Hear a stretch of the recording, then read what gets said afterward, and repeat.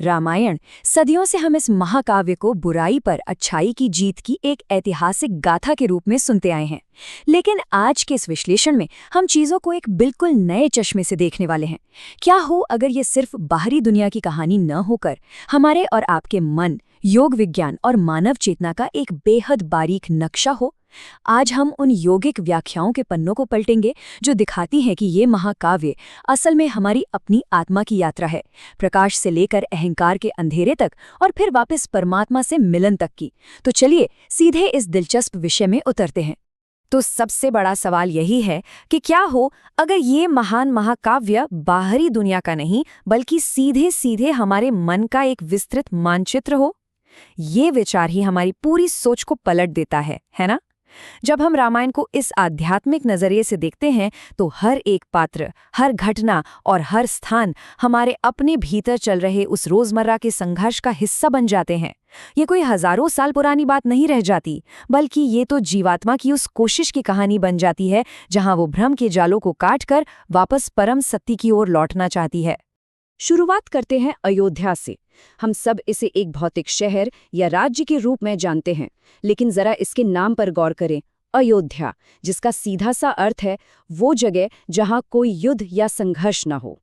आध्यात्मिक रूप से देखा जाए तो ये हमारे भीतर के उस एकदम शुद्ध, शांत और विकार रहित मन का प्रतीक है। जब मन पूरी तरह से एकाग्र होता है, उसमें इच्छाओं की कोई उथल पुथल नहीं होती, बस वही अवस्था असल में अयोध्या है। और जहां अयोध्या जैसा शांत मन है, वहां के राजा दशरथ का नाम भी एक गहरा रहस्य छुपाए हुए है। दशरथ यानी 10 रथों का स्वामी। अब ये 10 रथ क्या है? ये और कुछ नहीं बल्कि हमारा अपना भौतिक शरीर है, जो 10 इंद्रियों यानी 5 ज्ञानेंद्रियों और 5 कर्मेंद्रियों रूपी 10 रथों से चलता है। जब तक ये शरीर अयोध्या जैसे शुद्ध मन के कंट्रोल में रहता है, सब कुछ एकदम संतुलित रहता है। लेकिन जैसे ही ये इंद्रियों के मोह में फंसता है, ठीक वैसे ही जैसे राजा दशरथ केकई के मोह के अधीन हुए, तो हमारे भीतर का पूरा संतुलन बिगड़ जाता है। अब यहाँ से कहानी के मुख्य पात्र सिर्फ ऐतिहासिक हस्तियां नहीं रहते, बल्कि वे हमारी अपनी चेतना की अलग अलग शक्तियों का रूप ले लेते हैं। भगवान राम प्रतीक हैं परम चेतना के, पूर्ण सत्य के यानी परमात्मा के, और माता सीता प्रतीक हैं जीवात्मा की यानी हमारी व्यक्तिगत आत्मा की। जरा सोचिए, ये कितना अद्भुत तालमेल है। ये सिर्फ एक प्रेम कहानी नहीं है, बल्कि ये परमात्मा और हमारी आत्मा के बीच के उस शाश्वत अटूट रिश्ते का सबसे सुंदर चित्रण है। साथ ही लक्ष्मण उस शुद्ध सजगता और कठोर अनुशासन का प्रतिनिधित्व करते हैं जो इस यात्रा में जरूरी है। अब एक बड़ा सवाल आता है, जब हमारा मन या हमारी आत्मा परमात्मा से दूर भटक जाती है तो उन्हें वापस कौन मिलाता है? यहीं प्रवेश होता है हनुमान जी का। हम अक्सर उन्हें एक गदाधारी और अत्यंत शक्तिशाली योद्धा के रूप में ही देखते आए हैं, लेकिन योग विज्ञान के अनुसार हनुमान जी असल में प्राण शक्ति और हमारी सांसों के प्रतीक हैं। जब आत्मा भटकती है तो केवल प्राणायाम, भक्ति और पूरा समर्पण ही वो पुल बन सकता है जो हमें वापस सत्य से जोड़े। हनुमान जी का सीता माता तक राम जी का संदेश पहुंचाना, ये असल में हमारी सांसों का मन को शुद्ध चेतना की ओर मोड़ने का एक बहुत ही प्यारा रूपक है।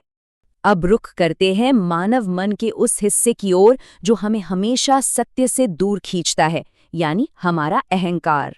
रावण, कुंभकर्ण और विभीषण कोई आम विलन नहीं है, बल्कि ये अहंकार के पूरे ढांचे को दर्शाते हैं।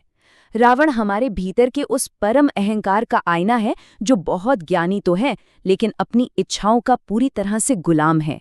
ये वो चालाक मन है जो अपनी हर गलत बात को सही साबित करने के लिए कोई न कोई तर्क ढूंढ ही लेता है। कुंभकर्ण प्रतीक है हमारे आलस्य और अज्ञानता का, और वहीं विभीषण वो आंतरिक विवेक है जो अहंकार के बीच रहते हुए भी हमेशा सत्य का साथ देता है। रावण के 10 सिरों वाले कॉन्सेप्ट को समझना तो और भी दिलचस्प है। ये 10 सिर कोई शारीरिक बनावट नहीं है, बल्कि ये हमारी रोजमर्रा की वो सच्चाइयां हैं जो हम सब महसूस करते हैं। ये सिर हमारी उन 10 इंद्रियों का प्रतीक है जो लगातार हर पल हमारी चेतना को बाहरी दुनिया और भौतिक चीजों की ओर खींचती रहती हैं। आंखें कुछ नया देखना चाहती हैं, जीभ कुछ स्वादिष्ट चखना चाहती है, और जब मन इस तरह हर दिशा में भटकने लगता है, तभी अहंकार अपना विराट रूप ले लेता है। ये तुलना देखिए, यह मानव जीवन की सबसे बड़ी त्रासदी को कितनी खूबसूरती से समझाती है। एक तरफ कहानी में हम देखते हैं कि सीता माता एक स्वर्ण मृग यानी सोने के हिरण की तरफ आकर्षित होती हैं, लेकिन इसका आध्यात्मिक सत्य क्या है? वो स्वर्ण मृग असल में माया है, यानी पैसा, शोहरत और ताकत का वो भ्रम जो दूर से बहुत चमकता है। और जिस पल जीवात्मा इस माया की चकाचौंध के पीछे भागती है और परम चेतना से अलग होती है, बस उसी पल वो अहंकार की कैद में आ जाती है। हम में से किसने अपनी जिंदगी में इस मायावी चमक का अनुभव नहीं किया है? और वो कैद आखिर दिखती कैसी है? लंका वास्तव में इसी चकाचौंध से भरी भौतिक दुनिया का रूप है। बाहर से तो ये पूरी सोने की बनी है, लेकिन अंदर से ये आत्मा के लिए एक घुटन भरी जेल है। अशोक वाटिका में माता सीता का जो दुख है, वो असल में उस इंसान की मानसिक स्थिति है जिसके पास सारी सुख सुविधाएं हैं, खूब सारा पैसा है, लेकिन फिर भी अंदर से एक गहरा खालीपन और उदासी है। और ये खालीपन कुछ और नहीं, बल्कि आत्मा की अपने उस परम स्रोत से वापस जुड़ने की तलब है। अब इस भटकाव से वापस लौटने का रास्ता गुजरता है राम सेतु से होकर। इसे सिर्फ पत्थरों का पुल मत समझिए, ये ध्यान, साधना और निरंतर अभ्यास का एक आध्यात्मिक पुल है। हमारे मन की जो बिखरी हुई वृत्तियां हैं, जिन्हें यहाँ वानर सेना के रूप में दिखाया गया है, जब वो एकजुट होकर एक कड़े आध्यात्मिक अनुशासन में लग जाती हैं, तभी इस माया रूपी विशाल समंदर को पार करना मुमकिन हो पाता है। अपने प्राण और सजगता के सहारे ही हम मोह के इस सागर पर अपना पुल तैयार करते हैं। युद्ध के मैदान का सबसे गहरा रहस्य रावण के कटते हुए सिरों में छिपा है। आपने ध्यान दिया होगा कि रावण के सिर कटते हैं और फिर वापस आ जाते हैं। इसका मतलब क्या है?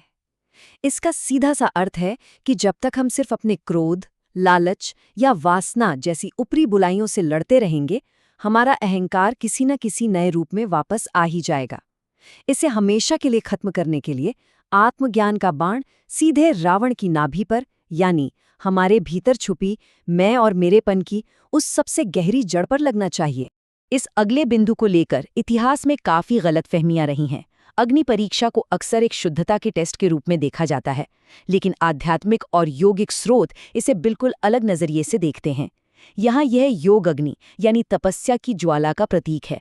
भौतिक दुनिया या लंका में लंबे समय तक रहने के बाद जीवात्मा को परम चेतना में वापस विलीन होने से पहले अपने सभी पुराने संस्कारों और मन पर पड़े पर्दों को इसी योग साधना की अग्नि में जलाकर शुद्ध करना होता है। यह उस परम मिलन से पहले की एक बेहद जरूरी आध्यात्मिक प्रक्रिया है। और इन सब के बाद अंत में हम पहुंचते हैं उस अवस्था तक जिसे राम राज्य कहा जाता है। ये किसी बाहरी समाज या राजनीतिक शासन का जिक्र नहीं है। ये असल में मोक्ष और आत्म साक्षात्कार की वो सबसे ऊंची अवस्था है जहां परम चेतना हमारे मन और शरीर पर पूरी तरह से शासन करती है। सारी इंद्रियां अनुशासन में आ जाती हैं और हमारे अंदर या बाहर कोई भी संघर्ष नहीं बचता। सच कहें तो मानव जीवन का सबसे बड़ा लक्ष्य इस बाहरी दुनिया को जीतना नहीं, बल्कि अपने ही भीतर इस पूर्ण साम्राज्य को स्थापित करना है। अगर हम इस पूरे महाकाव्यों को एक साथ जोड़कर देखें तो ये हमारी आत्मा के विकास की एक 5 चरणों वाली यात्रा है। ये 5 चरण हैं: मूल अवस्था, माया का आकर्षण, अहंकार का कारावास, आध्यात्मिक युद्ध और अंत में मोक्ष। यह केवल एक कहानी नहीं है, बल्कि हमारे जीवन का एक पूरा आध्यात्मिक रोड मैप है। आइए इन चरणों को जल्दी से एक बार और स्पष्ट कर लेते हैं। पहले 2 चरणों में हम देखते हैं कि कैसे शुरुआत में जीवात्मा परमात्मा के साथ एकदम जुड़ी हुई शुद्ध आनंद की अवस्था में होती है, लेकिन फिर एंट्री होती है स्वर्ग मृग यानी माया के आकर्षण की। हमारा मन भौतिक इच्छाओं की चमक दमक से बहुत जल्दी मोहित हो जाता है और उस मूल आनंद की अवस्था से दूर भटक जाता है। ये जिंदगी का वो मोड़ है जो पूरी यात्रा की दिशा ही बदल कर रख देता है। फिर तीसरे और चौथे चरण में आत्मा को उस भटकाव का नतीजा भुगतना पड़ता है। जीवात्मा इस भौतिक संसार और अहंकार की जेल में कैद हो जाती है, जहां अज्ञानता और दुख हावी रहते हैं। लेकिन हार मत मानिए, क्योंकि यहीं से आध्यात्मिक युद्ध की शुरुआत भी होती है। अपने प्राण, सजगता और आंतरिक विवेक का इस्तेमाल करके चेतना अपने ही भीतर बैठे अहंकार रूपी रावण से लड़ना शुरू करती है। ये वक्त सबसे चुनौतीपूर्ण जरूर होता है, लेकिन यही सबसे बड़ा बदलाव भी लाता है। और फिर आता है अंतिम चरण, मोक्ष और आत्म साक्षात्कार की अवस्था। अहंकार के पूरी तरह से नष्ट होने के बाद परम चेतना एक बार फिर से मन के सिंहासन पर विराजमान हो जाती है। सारे द्वंद्व, सारी उलझनें खत्म हो जाती हैं और आत्मा वापस अपने मूल, असीम और शुद्ध स्वरूप में लौट आती है। ये सिर्फ इस महाकाव्य का एंडिंग नहीं है, बल्कि ये हम सबकी परम नियति का सबसे खूबसूरत चित्रण है। आज के इस विश्लेषण के अंत में एक बहुत ही गहरा सवाल हमारे सामने आता है। जब हम ये समझ चुके हैं कि रामायण की हर एक शक्ति, हर एक पात्र हमारे ही भीतर मौजूद है, यानी हमारे ही अंदर परम चेतना है, प्राण है और हमारा अहंकार भी है, तो जरा एक पल के लिए रुकिए और सोचिए, इस वक्त इस पल हमारे अपने भीतर के साम्राज्य पर असल में राज कौन कर रहा है? क्या वो परम चेतना है या फिर इच्छाओं का गुलाम बना हमारा अपना अहंकार? इस विचारोत्तेजक सवाल के साथ आज के इस विश्लेषण को हम यहीं विराम देते हैं।